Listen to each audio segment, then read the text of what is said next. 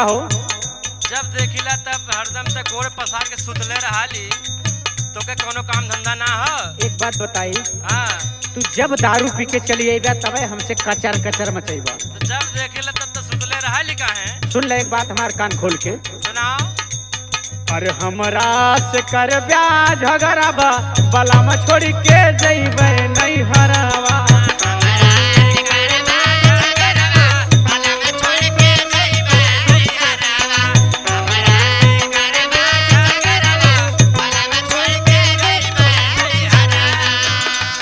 अरे छूटी जाई तोहरो न खराबा, बला में छोड़ के जइबे नहीं हरावा।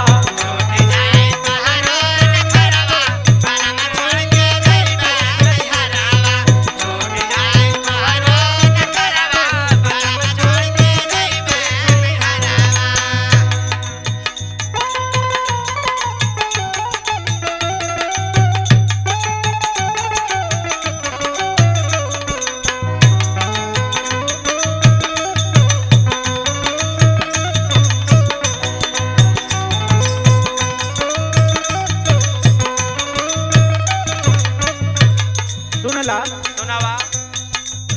नैहर के रहली हम बड़ी सुकुआरी,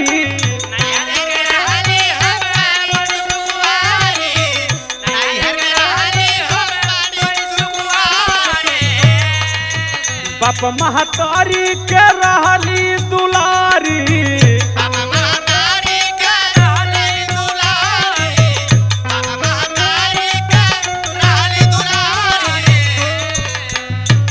अरे काम करे गईलो ना बहरबा, अच्छा, अरे काम करे गईलो ना बहरबा, बला में छोड़ के जइबे नहीं हरावा।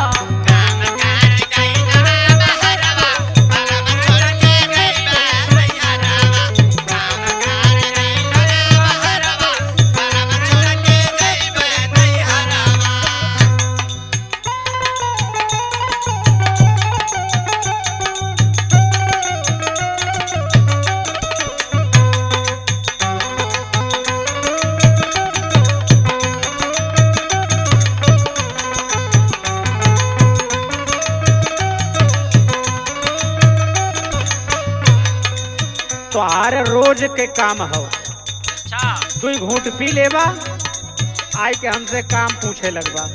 और सुना, सुनावा। दारू पी के आवेला आधी आधी रतिया, आधी आधी रतिया हो, आधी आधी रतिया, आधी आधी रतिया हो, आधी आधी रतिया। रतिया में आई के तू करेला या फतिया।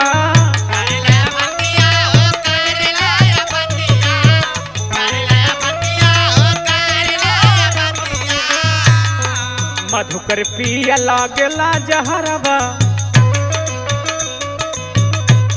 अरे मधुकर पिया लागेला जहरबा, बला में छोड़ के जइबे नहीं हरावा।